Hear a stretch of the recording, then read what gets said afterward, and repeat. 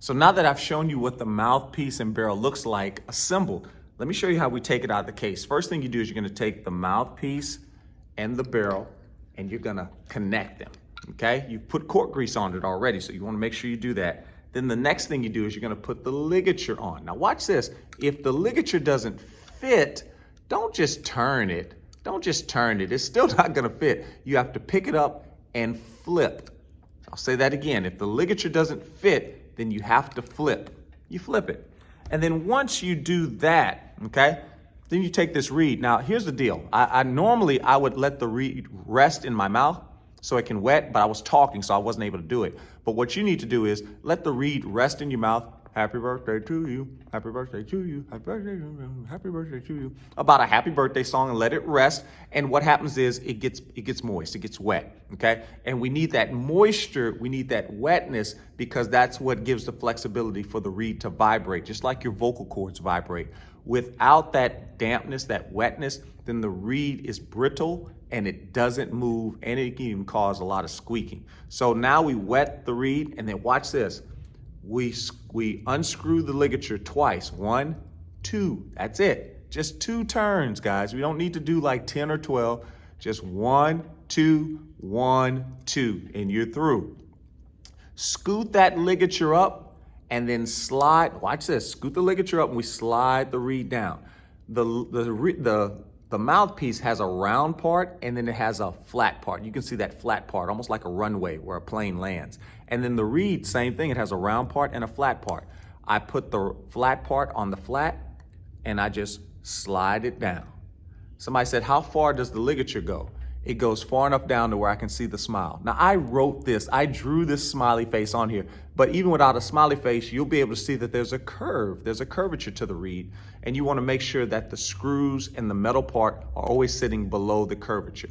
And then 1, 2, 1, 2. Because I only turned it twice, it then is easy for me to find that tight spot, okay? So I'm able to turn it 2 times. If you're turning like 5, 6, 7, 8 times, you're going the wrong way. So that's why we say 1, 2, and we're through. All right, next. Once we put that down, we wanna make sure the reed is lined up with the mouthpiece. We don't want it to stick out. That's too far, right? We want it to be lined up with the mouthpiece. If it's not lined up, it becomes very, very difficult to play, okay? Remember, the screws don't have to be super tight. It's just 1, 2, and we're through, and those screws should face the right side, not the left, okay? So when we talk about playing the mouthpiece and barrel, lower lip over the bottom teeth. I need you to hide your bottom teeth. If those teeth are showing, they will break, they will scratch, they will crunch the reed. And we don't want that because the reed is very delicate. It will break. So put the lip over the bottom teeth. The chin is down and flat, okay? The top teeth go at the top of the mouthpiece, really tight, okay? Top teeth against the mouthpiece, and then that lip is tight against the teeth. No bubble lip, okay? Really tight, all right? Everything's tight. Make sure that you have enough mouthpiece in your mouth, and the corners have to be firm. I always like to think shh, shh, or ew, shh, or ew, shh, shoo, shoo. Get that shoe face, and that lets us be set. Also, sometimes I tell the students, think about drinking a sour milkshake.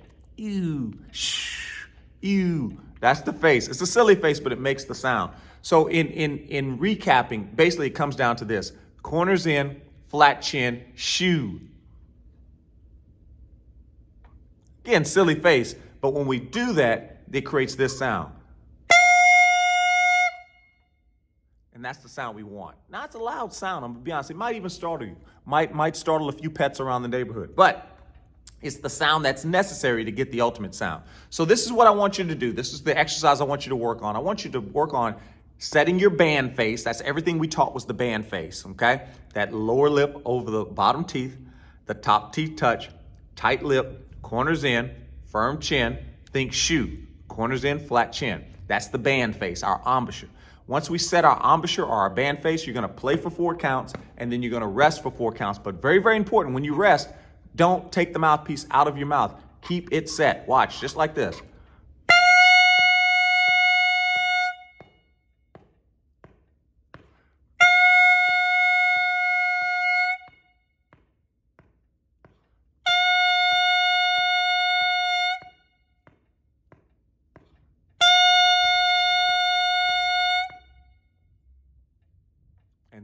relax.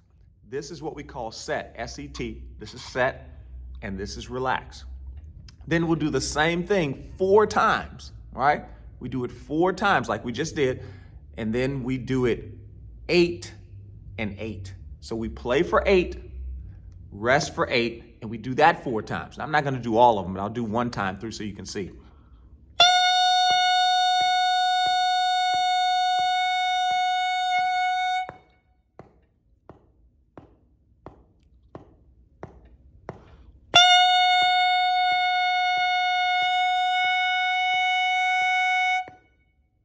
And you do that a total of 4 times, that one being 1, and then do 3 more. And if you can do that, keep that steady tone, then you're doing good. If the sound does not come out, then you need to check your face and you need to check the amount of mouthpiece that you have. Sometimes we need a snack, and sometimes we have a meal. We got too much mouthpiece. And sometimes we don't have enough mouthpiece. So you have to experiment. Somebody said, well, Mr. Smith, can't you just give me the exact amount of mouthpiece? No, I can't do that because everybody's face, everybody's teeth, everybody's mouth is different. So you'll have to play around with it. That's why the practicing is so important, so that you can find your sound. And it just takes time. Now, the cool thing is once you find it, once you find your sound, you don't have to look anymore. You'll have it. You have it. So make sure you spend that time practicing. We'll be back. There's some breathing exercises that you do on this front page too. And basically you breathe in and then breathe out for the counts that they talk about. And we breathe in how, like the word how. We breathe out do.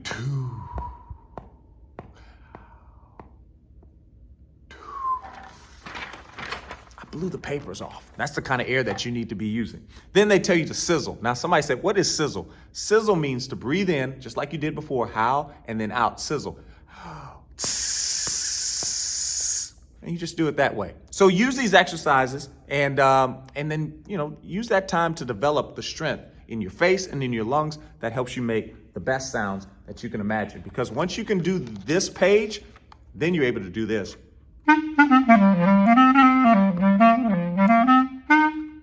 Keep on going, guys. More to come. Mickey Smith Jr., Mr. Smith, proud of you.